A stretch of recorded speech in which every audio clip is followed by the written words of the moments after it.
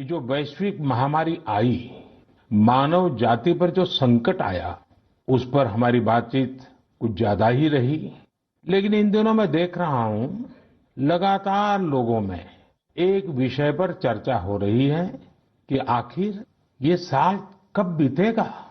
कोई किसी को फोन भी कर रहा है तो बातचीत इसी विषय से शुरू हो रही है, ये साल जल्दी क्यों नहीं बीत रहा। कोई लिख रहा है, दोस्तों से बात कर रहा है, कह रहा है कि ये साल अच्छा नहीं है। कोई कह रहा है 2020 शुभ नहीं है। बस लोग यही चाहते हैं कि किसी भी तरह से ये साल जल्द से जल्द बीत जाए। साथियों, कभी कभी मैं सोचता हूं कि ऐसा क्यों हो रहा है। हो सकता है ऐसी बातचीत के कुछ कारण भी हो। 6-7 महीना पहले ये हम कहाँ जानते थे कि कोरोना जैसा संकट आएगा और इसके खिलाफ ये लड़ाई इतनी लंबी चलेगी। ये संकट तो बना ही हुआ है, ऊपर से देश में नीत नई चुनौतियां सामने आती जा रही हैं। अभी कुछ दिन पहले देश के पूर्वी छोर पर साइक्लोन अम्फान आया, तो पश्चिमी छोर पर साइक्लोन निसर्ग आया। कितने ही राज्यों में हमारे किसान भाई बहन टिड्डी दल के हमले से परेशान है, और कुछ नहीं तो देश के कई हिस्सों में छोटे छोटे भूकंप रुकने का ही नाम नहीं ले रहे हैं। और इन सबके बीच हमारे कुछ पड़ोसियों द्वारा जो हो रहा है, देश उन चुनौतियों से भी निपट रहा है। वाकई एक साथ इतनी आपदाएं, इस स्तर की आपदाएं बहुत कम ही देखने सुनने को मिलती हैं। हालात तो ये हो गई हैं कि कोई छोटी छोटी घटना भी हो रही है तो लोग उन्हें भी इन चुनौतियों के साथ जोड़ करके देख रहे हैं। साथियों, मुश्किलें आती है, संकट आते हैं, लेकिन सवाल यही है कि क्या इन आपदाओं की वजह से हमें साल 2020 को खराब मान लेना चाहिए? क्या पहले के 6 महीने जैसे बीते उसकी वजह से ये मान लेना कि पूरी साल ही ऐसा है? क्या ये सोचना सही है? जी नहीं, मेरे प्यारे देशवासियों, बिल्कुल नहीं। एक साल में एक चुनौती आए या 50 चुनौतियां आए, नंबर कम ज्यादा होने से वो साल खराब नहीं हो जाता। भारत का इतिहास ही आपदाओं और चुनौतियों पर जीत हासिल कर और ज्यादा निखर कर निकलने का रहा है। सैकड़ों वर्षों तक अलग अलग आक्रांताओं ने भारत पर हमला किया, उसे संकटों में डाला। लोगों को लगता था कि भारत की संरचना ही नष्ट हो जाएगी, भारत की संस्कृति ही समाप्त हो जाएगी। लेकिन इन संकटों से भारत और भी भव्य होकर सामने आया। साथियों, हमारे यहाँ कहा जाता है, सृजन शाश्वत है, सृजन निरंतर है। मुझे गीत की कुछ पंक्तियां याद आ रही हैं। यह कल कल छल छल बहती, क्या कहती गंगा धारा। यह कल कल छल छल बहती, क्या कहती गंगा धारा। युग युग से बहता आता, यह पुण्य प्रवाह हमारा। उसी गीत में आगे आता है, क्या उसको रोक सकेंगे? मिटने वाले मिट जाएं। कंकड़ पत्थर की हस्ती, कंकड़ पत्थर की हस्ती, क्या बाधा बनकर आए? भारत में भी जहां एक तरफ बड़े बड़े संकट आते गए, वहीं सभी बाधाओं को दूर करते हुए अनेकों अनेक सृजन भी हुए। नए साहित्य रचे गए, नए अनुसंधान हुए, नए सिद्धांत गढ़े गए। यानी संकट के दौरान भी हर क्षेत्र में सृजन की प्रक्रिया जारी रही और हमारी संस्कृति पुष्पित पल्लवित होती रही। देश आगे बढ़ता ही रहा। भारत ने हमेशा संकटों को सफलता की सीढ़ियों में परिवर्तित किया है। इसी भावना के साथ हमें आज भी इन सारे संकटों के बीच आगे बढ़ते ही रहना है।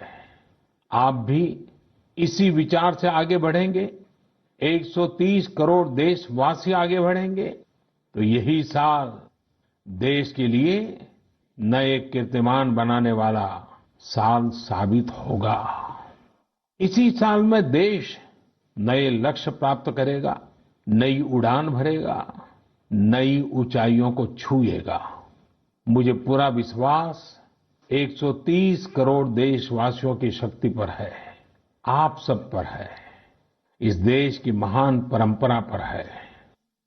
मेरे प्यारे देशवासियों, संकट चाहे जितना भी बड़ा हो, भारत के संस्कार निस्वार्थ भाव से सेवा की प्रेरणा देते हैं। भारत ने जिस तरह मुश्किल समय में दुनिया की मदद की, उसने आज शांति और विकास में भारत की भूमिका को और मजबूत किया है। दुनिया ने इस दौरान भारत की विश्व बंधुत्व की भावना को भी महसूस किया है और इसके साथ ही दुनिया ने अपनी संप्रभुता और सीमाओं की रक्षा करने के लिए भारत की ताकत और भारत के कमिटमेंट को भी देखा है। लद्दाख में भारत की भूमि पर आंख उठाकर देखने वालों को करारा जवाब मिला है। भारत मित्रता निभाना जानता है तो आंख में आंख डालकर देखना और उचित जवाब देना भी जानता है। हमारे वीर सैनिकों ने दिखा दिया है कि वो कभी भी मां भारती के गौरव पर आंच नहीं आने देंगे।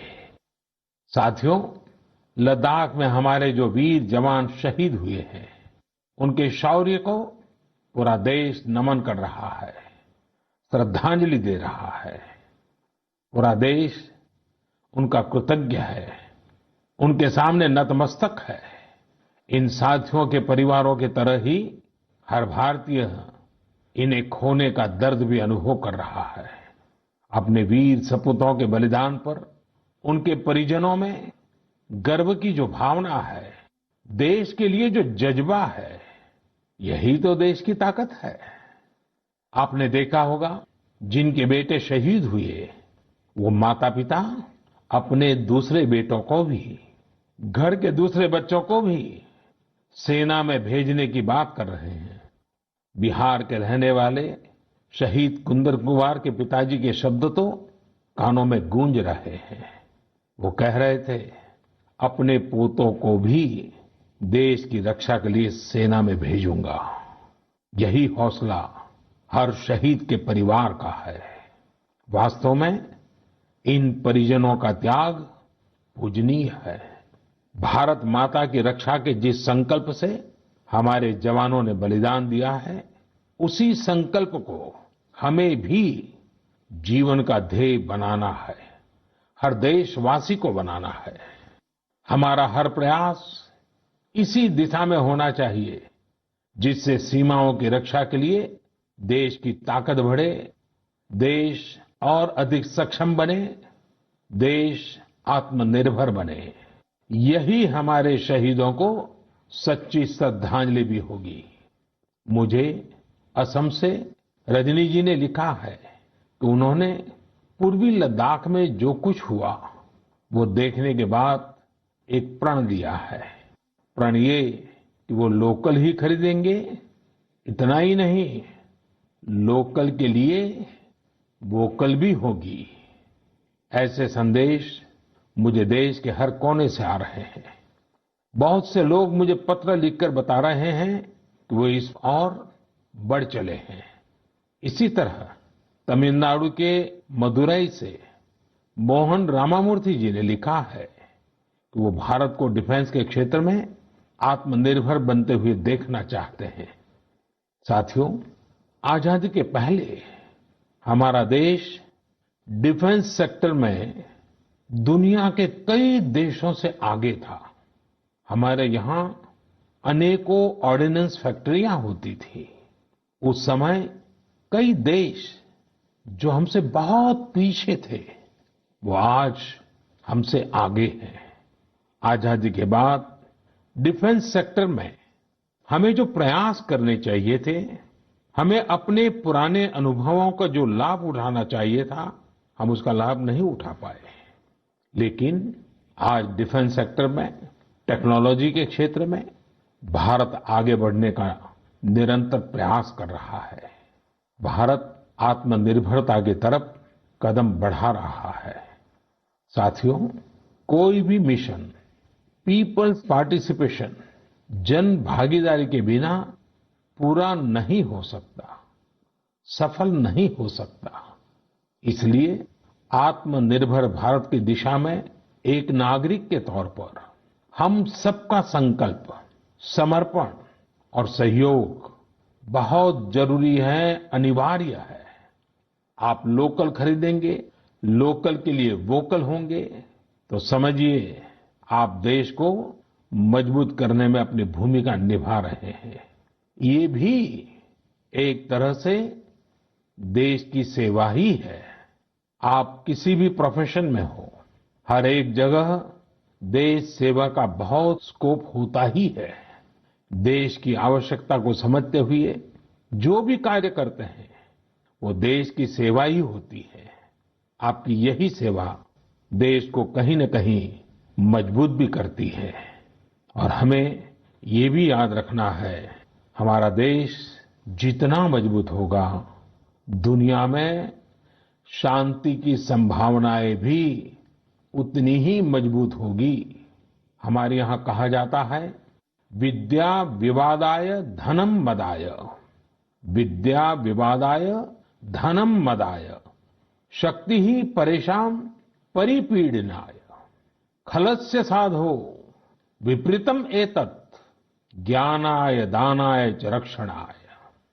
अर्थात अगर स्वभाव से दुष्ट है तो विद्या का प्रयोग व्यक्ति विवाद में, धन का प्रयोग घमंड में और ताकत का प्रयोग दूसरों को तकलीफ देने में करता है।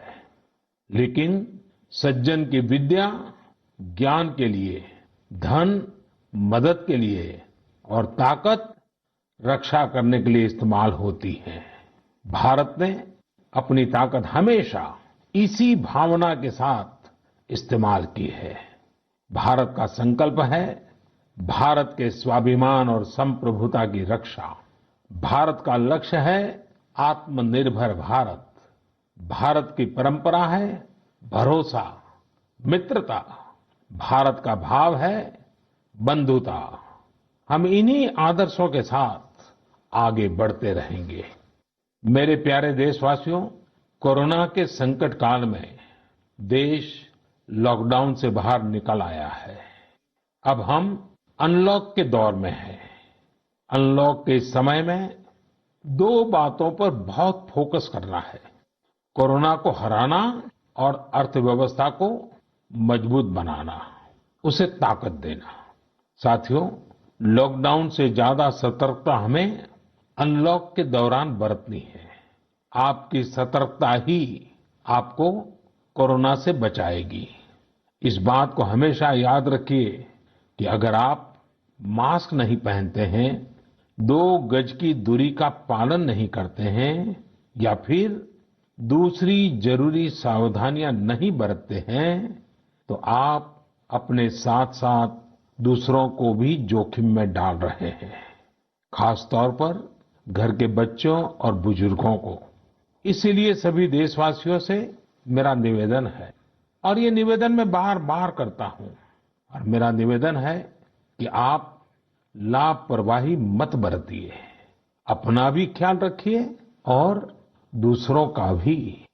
साथियों, अनलॉक के दौर में बहुत सी ऐसी चीजें भी अनलॉक हो रही हैं जिनमें भारत दशकों से बंधा हुआ था। वर्षों से हमारा माइनिंग सेक्टर लॉकडाउन में था।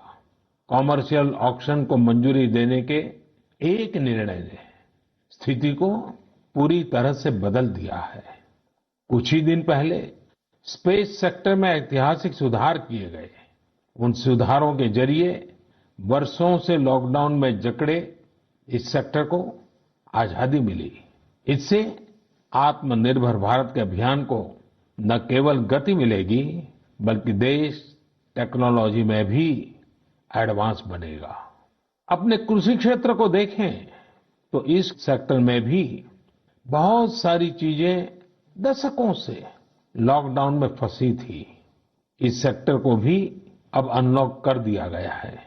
इससे जहां एक तरफ किसानों को अपनी फसल कहीं पर भी किसी को भी बेचने की आजादी मिली है, वहीं दूसरी तरफ उन्हें अधिक ऋण मिलना भी सुनिश्चित हुआ है। ऐसे अनेक क्षेत्र हैं जहां हमारा देश इन सब संकटों के बीच ऐतिहासिक निर्णय लेकर विकास के नए रास्ते खोल रहा है। मेरे प्यारे देशवासियों, हर महीने हम ऐसी खबरें पढ़ते और देखते हैं जो हमें भावुक कर देती हैं। यह हमें इस बात का स्मरण कराती हैं कि कैसे हर भारतीय एक दूसरे की मदद के लिए तत्पर है। वह जो कुछ भी कर सकता है उसे करने में जुटा है। अरुणाचल प्रदेश की एक ऐसी ही प्रेरक कहानी मुझे मीडिया में पढ़ने को मिली। यहाँ सियांग जिले के मिरेम गांव ने वो अनोखा कार्य कर दिखाया जो समूचे भारत के लिए एक मिसाल बन गया है। इस गांव के कई लोग बाहर रहकर नौकरी करते हैं। गांव वालों ने देखा कि कोरोना महामारी के समय ये सभी अपने गांव की ओर लौट रहे हैं। ऐसे में गांव वालों ने पहले से ही गांव के बाहर क्वारंटीन का इंतजाम करने का फैसला किया। उन्होंने आपस में मिलकर गांव से कुछ ही दूरी पर 14 अस्थायी झोपड़ियां बना दी और ये तय किया कि जब गांव वाले लौटकर आएंगे तो उन्हें इन्हीं झोपड़ियों में कुछ दिन क्वारंटीन में रखा जाएगा। उन झोपड़ियों में शौचालय, बिजली, पानी समेत दैनिक जरूरत की हर तरह की सुविधा उपलब्ध कराई गई। जाहिर है मिरेम गांव के लोगों के इस सामूहिक प्रयास और जागरूकता ने सबका ध्यान अपनी ओर आकर्षित कर लिया। साथियों, हमारे यहाँ कहा जाता है, स्वभावम न जहाति एव साधुः आपद्गतो भी सन कर्पूरः पावक स्पृष्टः सौरभम लभते तराम। अर्थात जैसे कपूर आग में तपने पर भी अपनी सुगंध नहीं छोड़ता, वैसे ही अच्छे लोग आपदा में भी अपने गुण, अपना स्वभाव नहीं छोड़ते। आज हमारे देश की जो श्रम शक्ति है, जो श्रमिक साथी हैं, वो भी इसका जीता जागता उदाहरण है। आप देखिए, इन दिनों हमारे प्रवासी श्रमिकों की ऐसी कितनी ही कहानियां आ रही हैं जो पूरे देश को प्रेरणा दे रही है। यूपी के बाराबंकी में गांव लौटकर आए मजदूरों ने कल्याणी नदी का प्राकृतिक स्वरूप लौटाने के लिए काम शुरू कर दिया। नदी का उद्धार होता देख आसपास के किसान, आसपास के लोग भी उत्साहित हैं। गांव में आने के बाद क्वारंटीन सेंटर में रहते हुए, आइसोलेशन सेंटर में रहते हुए हमारे श्रमिक साथियों ने जिस तरह अपने कौशल्य का इस्तेमाल करते हुए अपने आसपास की स्थितियों को बदला है, वो अद्भुत है। लेकिन साथियों, ऐसे कितने ही किस्से, कहानियां देश के लाखों गांवों के हैं जो हम तक नहीं पहुंच पाए हैं। जैसा हमारे देश का स्वभाव है, मुझे विश्वास है साथियों कि आपके गांव में भी, आपके आसपास भी ऐसी अनेक घटनाएं घटी होगी।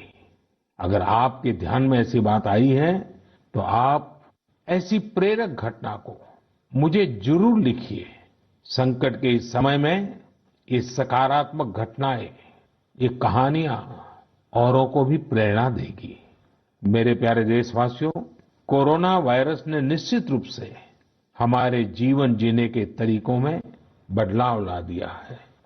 मैं लंदन से प्रकाशित फाइनेंशियल टाइम्स में एक बहुत ही दिलचस्प लेख पढ़ रहा था। इसमें लिखा था कि कोरोना काल के दौरान अदरक, हल्दी समेत दूसरे मसालों की मांग एशिया के अलावा अमेरिका तक में भी बढ़ गई है। पूरी दुनिया का ध्यान इस समय अपनी इम्यूनिटी बढ़ाने पर है और इम्यूनिटी बढ़ाने वाली इन चीजों का संबंध हमारे देश से है। हमें इनकी खासियत विश्व के लोगों को ऐसी सहज और सरल भाषा में बतानी चाहिए जिसे वे आसानी से समझ सकें और हम एक हेल्थियर प्लेनेट बनाने में अपना योगदान दे सकें। मेरे प्यारे देशवासियों, कोरोना जैसा संकट नहीं आया होता तो शायद जीवन क्या है, जीवन क्यों है, जीवन कैसा है, हमें शायद ये याद ही नहीं आता। कई लोग इसी वजह से मानसिक तनाव में जीते रहे हैं।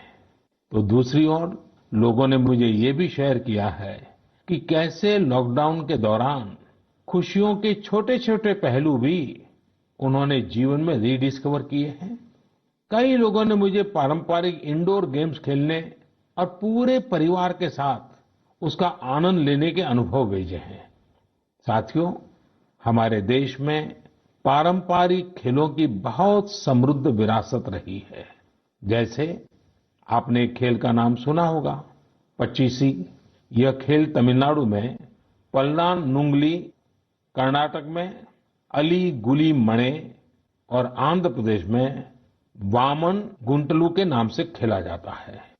ये एक प्रकार का स्ट्रेटेजी गेम है जिसमें एक बोर्ड का उपयोग किया जाता है।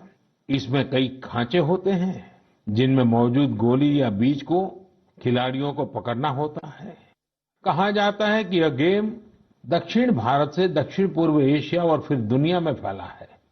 साथियों, आज हर बच्चा सांप सीढ़ी के खेल के बारे में जानता है, लेकिन क्या आपको पता है कि यह भी एक भारतीय पारंपरिक गेम का ही रूप है जिसे मोक्ष पाटम या परम पदम कहा जाता है।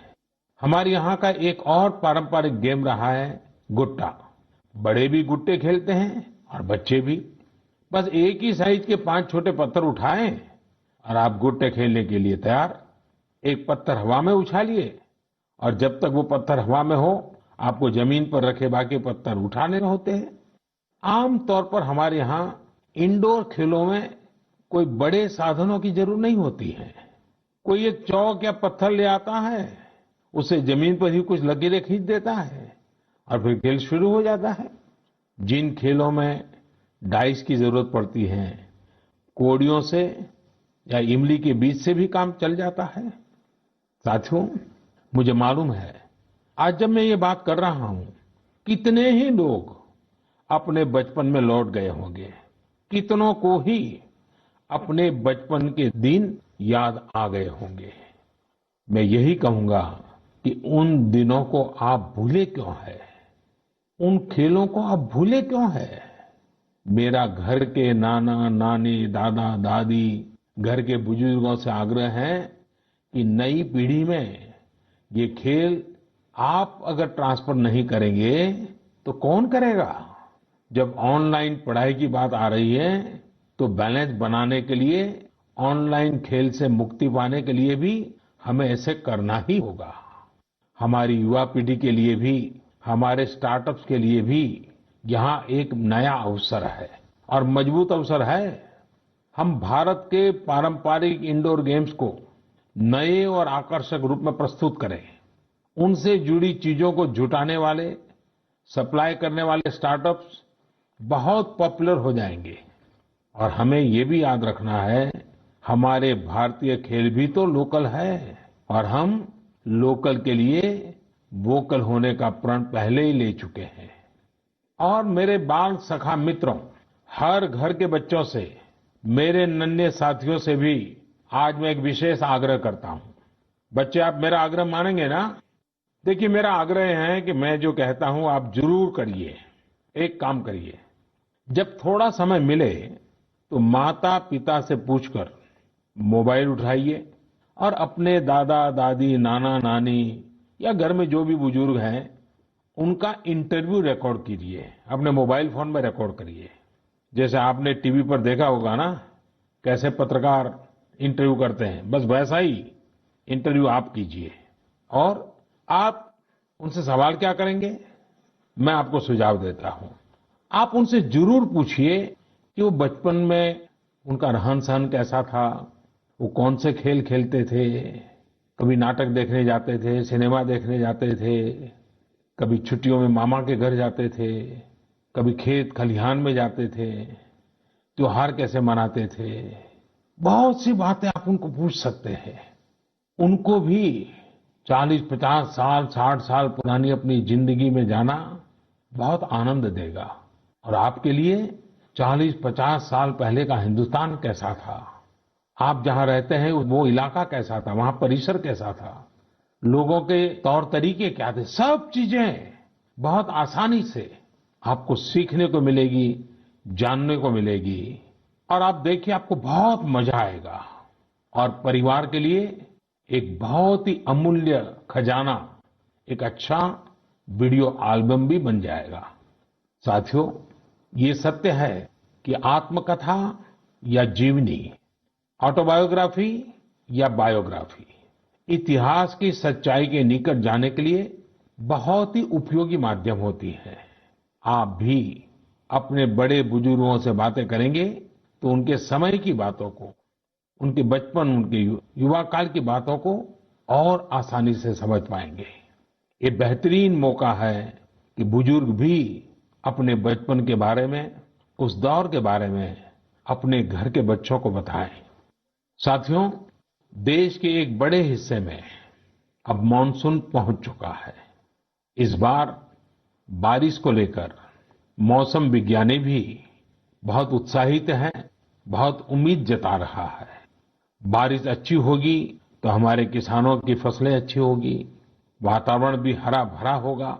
बारिश के मौसम में प्रकृति भी जैसे खुद को रिजुवेनेट कर लेती है, मानव प्राकृतिक संसाधनों का जितना दोहन करता है, प्रकृति एक तरह से बारिश के समय उनकी भरपाई करती है, रिफिलिंग करती है।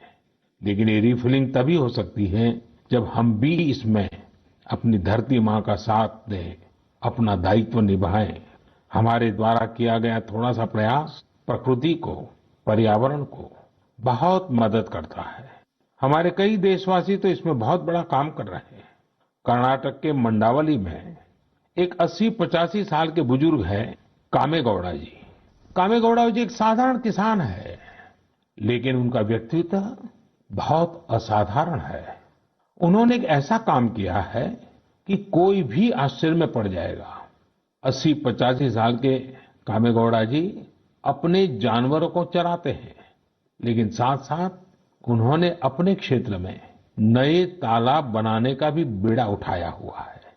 वे अपने इलाके में पानी की समस्याओं को दूर करना चाहते हैं, इसलिए जल संरक्षण के काम में, छोटे छोटे तालाब बनाने के काम में जुटे हैं। आप हैरान होंगे कि 80-85 वर्ष के कामेगौड़ा जी अब तक 16 तालाब खोद चुके हैं, अपनी मेहनत से, अपने परिश्रम से। हो सकता है कि जो तालाब उन्होंने बनाए वो बहुत बड़े न हो, लेकिन उनका ये प्रयास बहुत बड़ा है। आज पूरे इलाके को इन तालाबों से एक नया जीवन मिला है। साथियों, गुजरात के वडोदरा का भी एक उदाहरण बहुत प्रेरक है। यहाँ जिला प्रशासन और स्थानीय लोगों ने मिलकर एक दिलचस्प मुहिम चलाई। इस मुहिम की वजह से आज वडोदरा में 1000 स्कूलों में रेन वाटर हार्वेस्टिंग होने लगी है। एक अनुमान है कि इस वजह से हर साल औसतन करीब 10 करोड़ लीटर पानी बेकार बह जाने से बचाया जा रहा है। साथियों, इस बरसात में प्रकृति की रक्षा के लिए, पर्यावरण की रक्षा के लिए हमें भी कुछ इसी तरह सोचने की, कुछ करने की पहल करनी चाहिए। जैसे कई स्थानों पर गणेश चतुर्थी को लेकर तैयारियां शुरू होने जा रही होगी।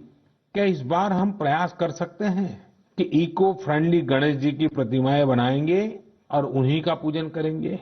क्या हम ऐसी प्रतिमाओं के पूजन से बच सकते हैं जो नदी तालाबों में विसर्जित किए जाने के बाद जल के लिए, जल में रहने वाले जीव जंतुओं के लिए संकट बन जाती है? मुझे विश्वास है आप ऐसा जरूर करेंगे। और इन सब बातों के बीच हमें ये भी ध्यान रखना है कि मानसून के सीजन में कई बीमारियां भी आती हैं। कोरोना काल में हमें इनसे भी बचकर रहना है। आयुर्वेदिक औषधियां, काढ़ा, गर्म पानी, इन सब का इस्तेमाल करते रहिए, स्वस्थ रहिए। मेरे प्यारे देशवासियों, आज 28 जून को भारत अपने एक भूतपूर्व प्रधानमंत्री को श्रद्धांजलि दे रहा है, जिन्होंने एक नाजुक दौर में देश का नेतृत्व किया। हमारे ये पूर्व प्रधानमंत्री श्री पीवी नरसिम्हा राव जी की आज जन्म शताब्दी वर्ष की शुरुआत का दिन है। जब हम पीवी नरसिम्हा राव जी के बारे में बात करते हैं तो स्वाभाविक रूप से राजनेता के रूप में उनकी छवि हमारे सामने उभरती है, लेकिन ये भी सच्चाई है कि वो अनेक भाषाओं को जानते थे, भारतीय एवं विदेशी भाषाएं बोल लेते थे। वे एक और भारतीय मूल्यों में रचे बसे थे, तो दूसरी ओर उन्हें पाश्चात्य साहित्य और विज्ञान का भी ज्ञान था। वे भारत के सबसे अनुभवी नेताओं में से एक थे, लेकिन उनके जीवन का एक और पहलू भी है और वो उल्लेखनीय है, हमें जानना भी चाहिए। साथियों, नरसिम्हा राव जी अपनी किशोरावस्था में ही स्वतंत्रता आंदोलन में शामिल हो गए थे। जब हैदराबाद के निजाम ने वंदे मातरम गाने की अनुमति देने से इनकार कर दिया था, तब उनके खिलाफ आंदोलन में उन्होंने भी सक्रिय रूप से हिस्सा लिया था। उस समय उनकी उम्र सिर्फ 17 साल थी। छोटी उम्र से ही श्रीमान नरसिम्हा राव अन्याय के खिलाफ आवाज उठाने में आगे थे। अपनी आवाज बुलंद करने में कोई कोर कसर बाकी नहीं छोड़ते थे।